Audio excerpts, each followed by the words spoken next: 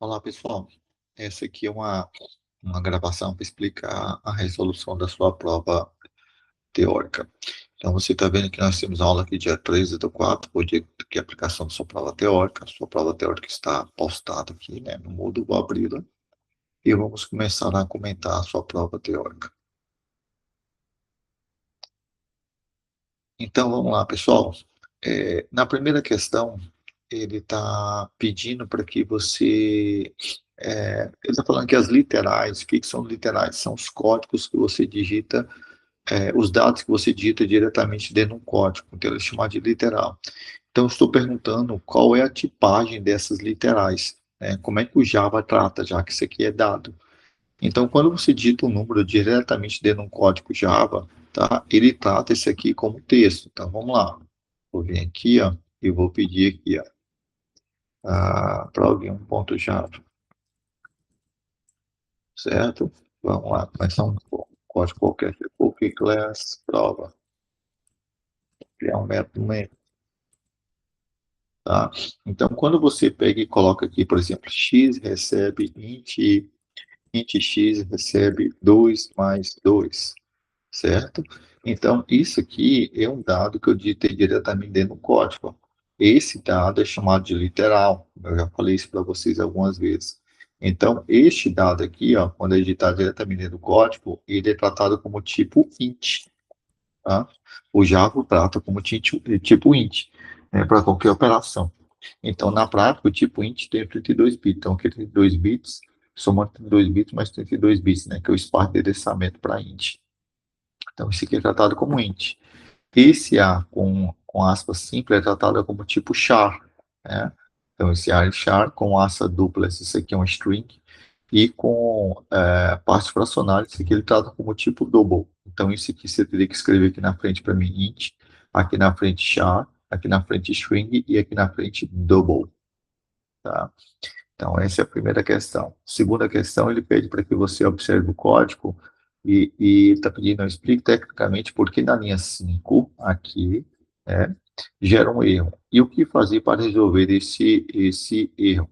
Então, se você pegar esse código aqui, ó, né, eu vou fazê-lo aqui para que você o veja, ó, char C recebe A. Então, isso aqui é um tipo char, certo? Int B recebe C. Ó, tranquilo, e C recebe E, né? Então aqui ele está me dando um erro.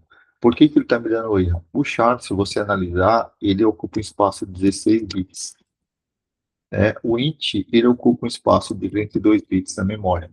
Então, na prática, você está colocando 32 bits dentro do espaço que espera. Desculpa, você está colocando 16 bits dentro do espaço que espera receber 32 bits. Não tem problema nenhum. Mas quando você faz o inverso aqui, ó, você tem um problema. Por que que eu tenho um problema? Eu tenho um problema porque eu estou tentando pegar uma representação de 32 bits e colocar num espaço que só tem apenas 16 bits. Então, isso me gera um erro. Apesar de você ter colocado o caractere A, dentro de B, na prática, quando você faz essa atribuição, na verdade, ele está pegando o número que representa esse caractere na tabela ASCII e joga para cá, né? Quando você tenta inverter, só quando você joga, ele é tratado como um espaço de 32 bits. Quando você tenta pegar ele de volta, quer pegar aqui e jogar de volta, ele vai me dar erro, porque eu estou tentando pegar 32 bits e colocar no espaço de desculpa, estou tentando pegar 32 bits e colocar no espaço de 16 bits. Não cabe. Então, para resolver isso, eu teria que fazer um cast. O que que é um cast? É eu fazer isso aqui, ó. C recebe, ou seja, transforma ele para char antes de atribuir. Agora ele funciona. Tá vendo? Então eu tenho que fazer um cast.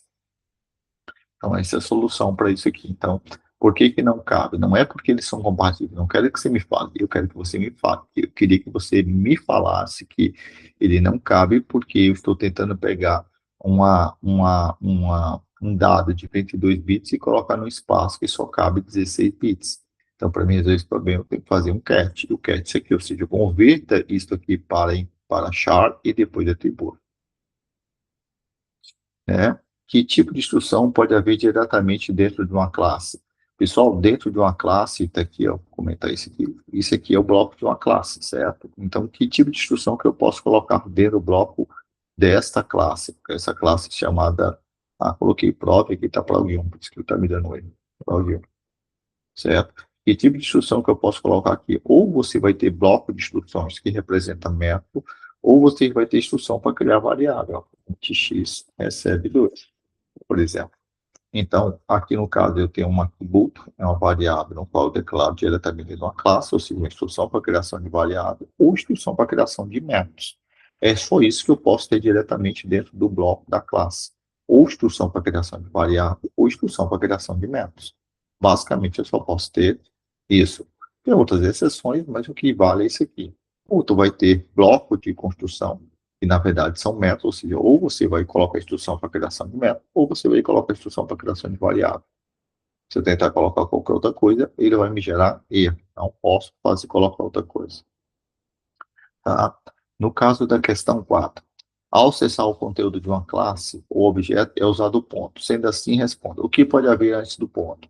Pessoal, o que pode vir antes do ponto é apenas, ou seja, anterior ao ponto, e eu só posso ter o quê? Ou vou ter um nome de uma classe, nome de classe, ou uma variável que representa um objeto. Tá? E depois do ponto, eu posso ter o quê? Eu posso ter aquilo que eu posso declarar dentro de uma classe, né? Ou eu vou ter atributo, ou método. Então, se eu estou acessando um objeto ou uma classe, eu coloco o ponto para dizer o que daquele objeto, o que daquela classe eu posso acessar. Então, à esquerda de um ponto pode ter nome de classe ou objeto, à direita de um ponto pode ter atributo ou método. Né? É errado você falar que à esquerda do ponto pode ter uma variável. Tá? Por que eu não posso dizer isso? Porque se é variável primitiva, ele não pode vir à esquerda de um ponto. À esquerda de um ponto só pode ter uma variável que contém um endereço de um objeto. Então, na prática, o termo mais correto é à esquerda de um ponto, ou você vai ter nome de classe ou objeto. E à direita do ponto, atributo ou método. Certo? Então, esse aqui é o que pode vir antes do ponto, que pode vir depois do ponto. Antes do ponto, isto. Depois do ponto, isto. Tá? Aí vem, ó, visivelmente em um código, como identificar a variável, certo? Você poderia colocar, pessoal, que variável é toda palavra à esquerda de um sinal de atribuição, tá?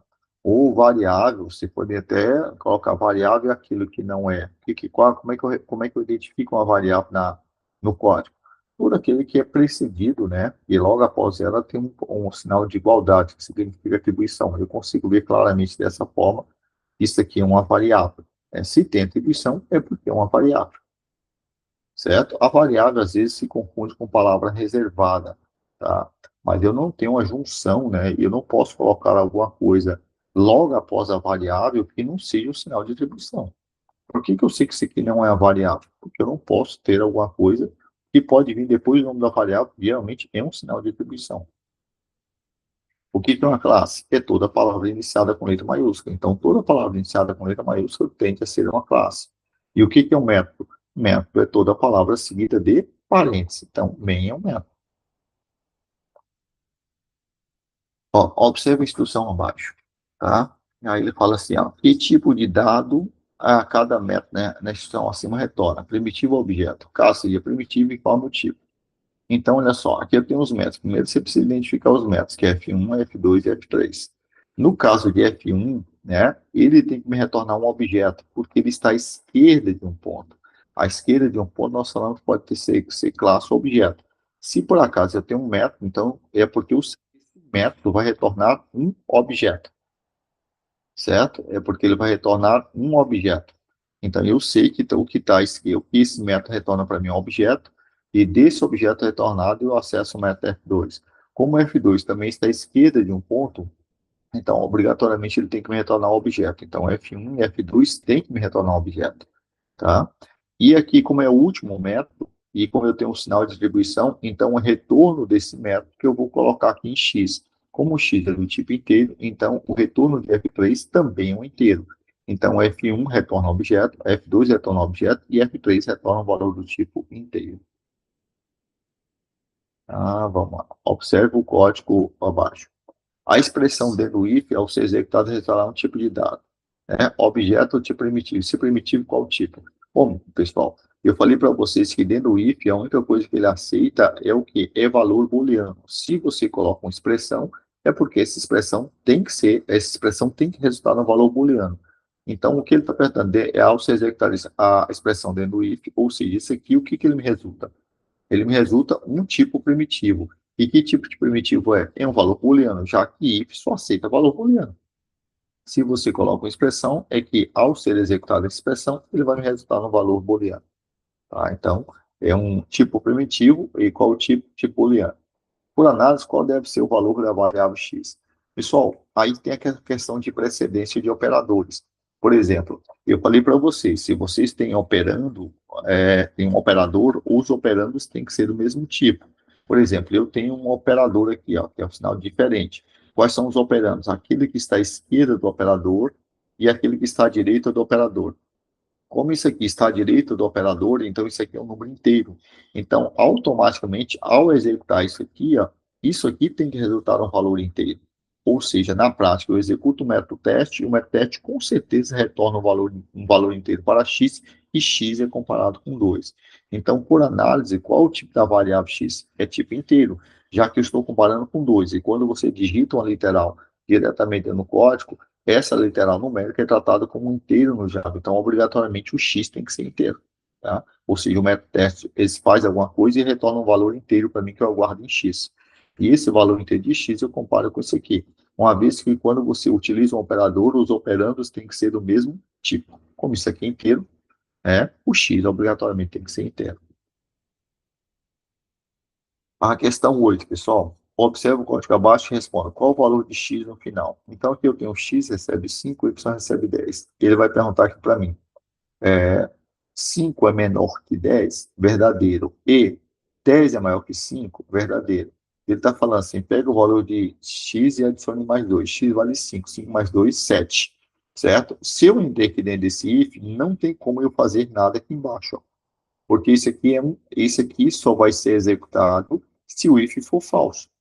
Como isso foi verdadeiro, não executa o que está dentro do else. O que está dentro do else? Bom, isto aqui está dentro do else. Então, isso aqui só executa se eu entrar no else e isso aqui for verdadeiro. Isso aqui é o contrário desse if. Então, para mim executar isso aqui, significa que eu tenho que ter testado o if. Ou seja, eu tenho que ter entrado dentro do else. Tá? Isso aqui está automaticamente dentro desse else. Então, ao entrar aqui na prática, ele vai executar aqui agora. Como essa condição foi verdadeira, ele executa isso aqui e vai imprimir, vai executar isso aqui, ele salta automaticamente para cá. E o valor de x, nesse caso, é 7. Questão 9, pessoal. Está aqui a Cíntia pergunta, por que a IDE acusa erro na linha 22? Né? Por que ele está, na linha 12, perdão. Por que ele está acusando, pessoal? Porque aqui eu criei a variável y e não a inicializei, não coloquei nenhum valor nela. Por mais que você observe, não tem como, aqui eu tenho um if e um else, tá? Então, na prática, esse if ou esse y vai ser inicializado aqui, inicializado aqui. Então, ele não deveria dar erro. Mas não é dessa forma que a ideia pensa. A ideia não executa o código para você nesse nível para entender que esse y aqui sempre vai ter um valor. Sempre ele terá um valor, porque ele vai ser inicializado aqui ou inicializado aqui. Ele não vê dessa forma. Ele vê que inicialmente você criou uma variável y, e você explicitamente não inicializou. Como eu não inicializei, ele está acusando um erro aqui para você que essa variável você está tentando usar e ela pode não ter sido inicializada. Por ele chegar a esta linha de raciocínio, ele nem deixa você compilar o seu código. Então, por isso que isso aqui está dando erro. Ou seja, a variável y não foi inicializada do ponto de vista dessa pré-compilação. Então, por isso que ele te dá um erro. E aqui na questão 10, pessoal, ele está pedindo para que você explique tecnicamente por que a linha 5 do segmento do código abaixo está gerado um erro. Pela mesma lógica que eu expliquei aqui, pessoal, onde nessa questão 2 aqui, a lógica é a mesma. Ou seja, na prática, um byte ocupa um espaço de 8 bits. Então, representa 2 na forma de 8 bits. E aqui o mesmo 2, eu colocando em x e x tipo inteiro, eu vou representar o 2 utilizando um espaço de 32 bits. Então, na prática, você não está pegando o 2 aqui e colocando em y. Você está pegando 32 bits e colocando um espaço que só cabe 8 bits. Então, por isso que ele está me dando um erro. Já que quando você declara essa palavra reservada, você está reservando 8 bits de espaço. Quando você declara a variável do tipo x, você está reservando 32 bits de espaço. Então, tu está pegando 32 bits de informação e tentando colocar no espaço que só cabe 8 bits. Por isso que ele te dá erro. Beleza, pessoal? Então, essa aí é a correção da sua prova. Até mais.